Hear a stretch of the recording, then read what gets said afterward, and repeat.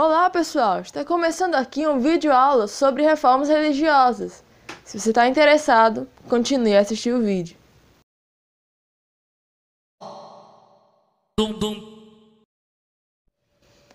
Os primeiros passos para a reforma religiosa foram dados pelos teólogos John Wycliffe e Jane Hus, que foram perseguidos pela igreja, reprimidos e mortos. No começo do século XVI, a igreja passava por um período delicado. A venda de cargos eclesiásticos e indulgências e o enfraquecimento das influências papais pelo prestígio crescente dos soberanos europeus, que muitas vezes influenciavam diretamente nas decisões da igreja, proporcionaram um ambiente oportuno ao movimento reformista. O espírito crítico do humanismo e o aperfeiçoamento da imprensa por Gutenberg contribuíram para a difusão das obras críticas, entre elas a Bíblia. Ao traduzir a Bíblia para outras línguas, vislumbrou-se a possibilidade de cristãos e não cristãos interpretá-la sem mediação, recebendo conhecimento imediato sobre o cristianismo e suas verdadeiras práticas. O ponto de partida para a reforma foi o ataque de Martinho Lutero, em 1517, a prática da igreja de vender indulgências. Martinho Lutero não era concordante dos movimentos de vendas de indulgências da igreja. Assim, ele criou as 95 teses, tendo como a venda de indulgências um dos seus principais pontos. Na videoaula de hoje eu vou falar um pouco sobre a introdução da reforma religiosa. Vou falar os motivos que ocasionaram Martinho Lutero a iniciar a reforma. Vou falar o ano que aconteceu a reforma e entre outros motivos que ocasionaram a intriga e iniciação da reforma religiosa. A reforma religiosa aconteceu no século XVI, por volta do ano de 1517. A reforma nasceu porque Martinho Lutero estava um pouco intrigado com algumas das regras da igreja e alguns dos motivos. O primeiro motivo é que a igreja estava vendendo algumas indulgências. Como assim indulgências? Indulgências, como a igreja falava, era venda de coisas, de objetos que levavam as pessoas à salvação, que levavam as pessoas a terem um lugar garantido no céu. E também a igreja estava vendendo cargos, sacerdotais e entre outros cargos para as pessoas que comprassem. A reforma religiosa, como eu já falei, começou na Alemanha e foi se estendendo por vários países da Europa, como Itália, República Tcheca, Inglaterra e entre outros países europeus. A reforma religiosa também causou intriga por conta que algumas pessoas do clero estavam ostentando muito dinheiro, algumas até estavam morando em palácios e algumas casas bem grandes da época. E também que algumas pessoas do clero estavam namorando, que na época também não podia. Lutero entrou na igreja para ser padre. Ele começou a ter acesso à Bíblia e começou a ficar sabendo que os padres não pregavam aquilo que estava na Bíblia, e sim pregavam as coisas por conta própria. Como assim? Eles pregavam as coisas que eles pensavam, e as coisas que eles pregavam, ele não estava ajudando as pessoas a chegarem até Deus, e sim ele estava pregando as coisas para ele, as coisas que eles pensavam, para ele enriquecer, e assim ele ficava ostentando muito dinheiro com as coisas que ele pregava.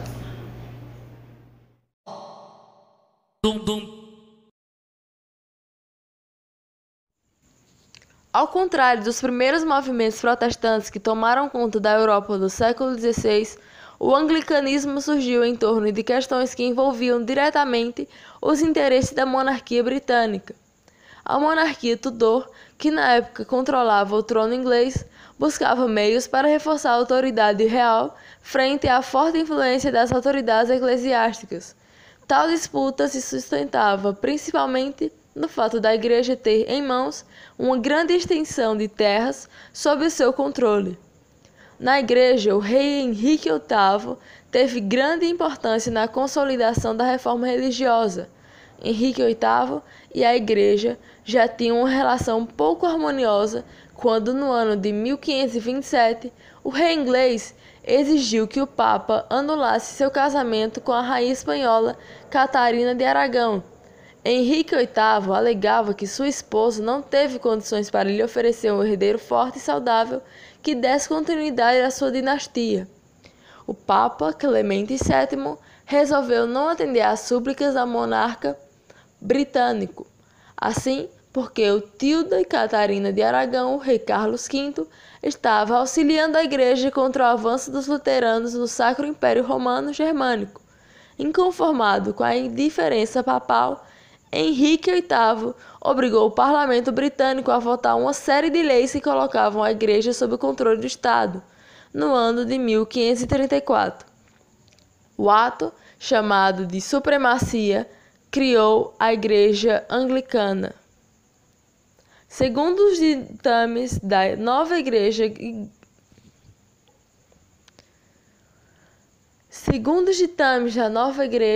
o rei da Inglaterra teria o poder de nomear os cargos eclesiásticos e seria considerado os principais mandatários religiosos.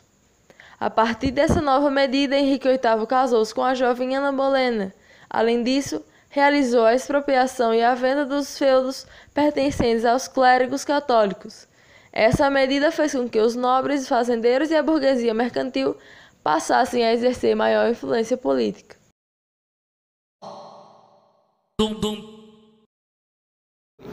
Já falando sobre o calvinismo, começamos com João Calvino, que foi o criador. Ele era também da igreja, mas ele não estava ligado à burguesia, ele não estava ligado a nem nada do comércio, e ele resolveu criar sua religião, e ele se baseava um pouco nas ideias de Lutero, porque, como Lutero já havia falado, na sua religião, ele tinha vontade de mudar as regras da Igreja Católica, ele não tinha vontade de criar uma nova religião, mas aí ele acabou criando uma nova religião, e Calvino também se baseou muito no que Lutero fez para criar sua própria religião. Só que no luteranismo a salvação é de uma forma. Lutero diz que a salvação é dada pela sua fé.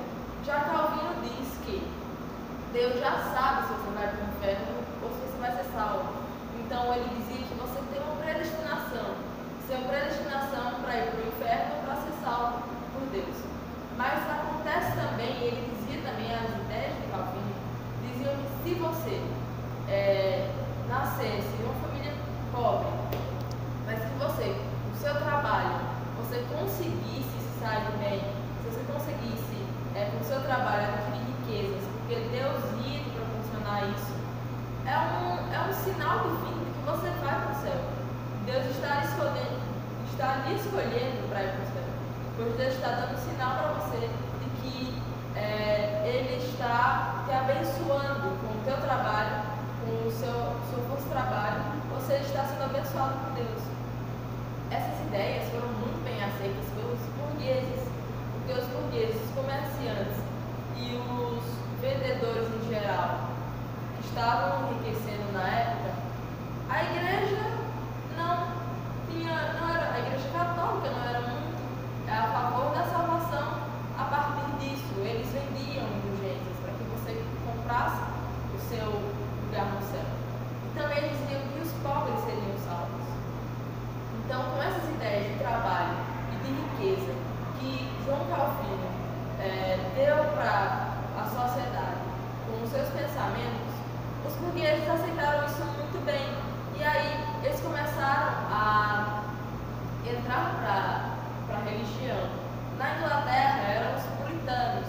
Os puritanos na Inglaterra, eles viviam à base do calvinismo e pelas regras do calvinismo. Porque no calvinismo, João Calvino acreditava que se você foi abençoado por Deus, se Deus deu o dom divino do teu trabalho, se Ele deu um sinal que você ia ser salvo pelo seu trabalho, pelo que Ele te deu através disso, você não pode jogar tudo isso fora. Você não pode ter uma vida propícia às coisas que fariam de pecar. Ou você não pode sair uma noite para gastar o dinheiro que Deus te deu com a bênção dele. E João Calvino acreditava que isso seria fútil, que você estaria perdendo a sua pureza. E aí você estaria perdendo a sua salvação. Você estaria jogando a sua salvação no lixo. E o que Calvino acreditava era que ter uma pessoa pura que acreditasse em Deus, que a sua fé, se você tivesse fé, você já tem uma certeza que você ia para o céu. Porque pela sua fé, se você acreditasse verdadeiramente que você ia para o céu, você conseguiria, porque você ia com o seu trabalho, o fruto do seu trabalho, você ia conseguir ser abençoado por Deus através disso. Após o surgimento do protestantismo em 1517, houve a reação chamada de Contra-Reforma, um esforço teológico, político e militar da Igreja Romana para se reorganizar e também confrontar o protestantismo que se espalharia pela Europa toda. Houve guerras e muitos conflitos entre católicos e protestantes, por décadas, até que a Guerra dos 30 Anos, envolvendo metade da Europa e só terminando com a paz de Westfália.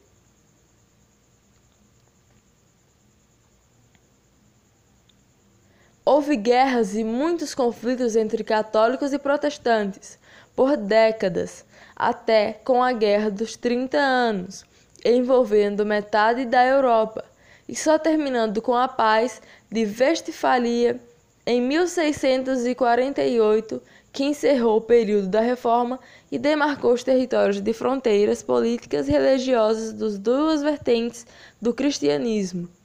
No século XVI, quando ocorreu essa Contra-Reforma, ou também chamada de a Reforma Católica, o catolicismo fez um esforço ingente para responder às críticas do protestantismo e dos demais grupos opositores. Na Espanha, houve movimentos místicos como o da teóloga e primeira doutora da Igreja, Teresa de Ávila e de João da Cruz, com sua espiritualidade mística.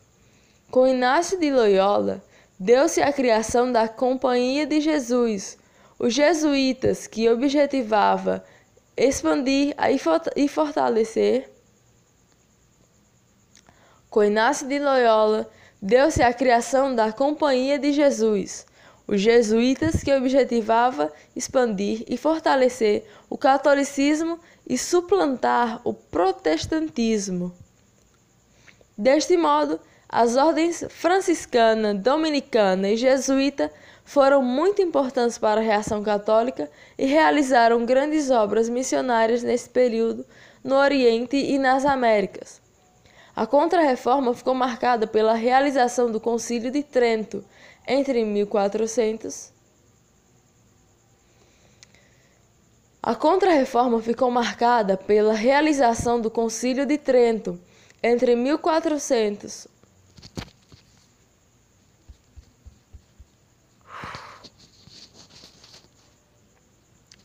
A Contra-Reforma ficou marcada pela realização.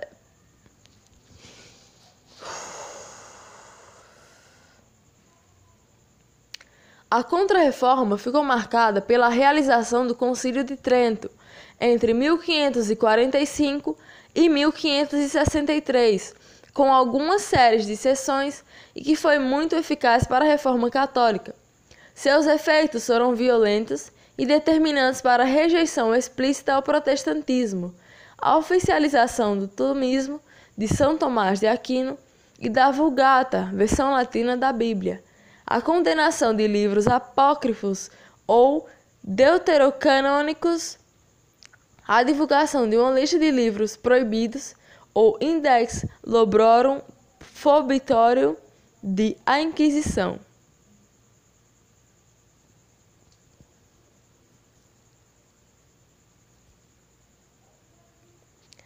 A Contra-Reforma ficou marcada pela realização do Concílio de Trento entre 1545 e 1563, com algumas séries de sessões e que foi muito eficaz para a Reforma Católica. Seus efeitos foram violentos e determinantes para a rejeição explícita ao protestantismo, a oficialização do tomismo e a condenação de livros apócrifos ou deuterocanônicos, a divulgação de uma lista de livros proibidos, o Index Librorum Prohibitorum e a Inquisição. Assim, a Contra-Reforma foi a resposta da Igreja Católica nos séculos XVI e XVII, quando o catolicismo tomou. Assim, A Contra-Reforma foi a resposta da Igreja Católica nos séculos XVI e XVII, quando o catolicismo tomou medidas para sua reorganização, para reavivar a fé e a disciplina religiosa. Suas ferramentas mais eficazes foram o Concílio de Trento, a Inquisição ou Santo Ofício, o Index dos Livros Proibidos para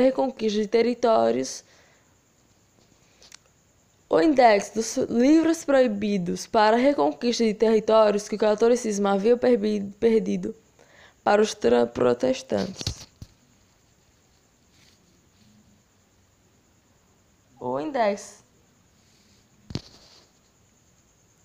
O Index dos Livros Proibidos para a Reconquista de Territórios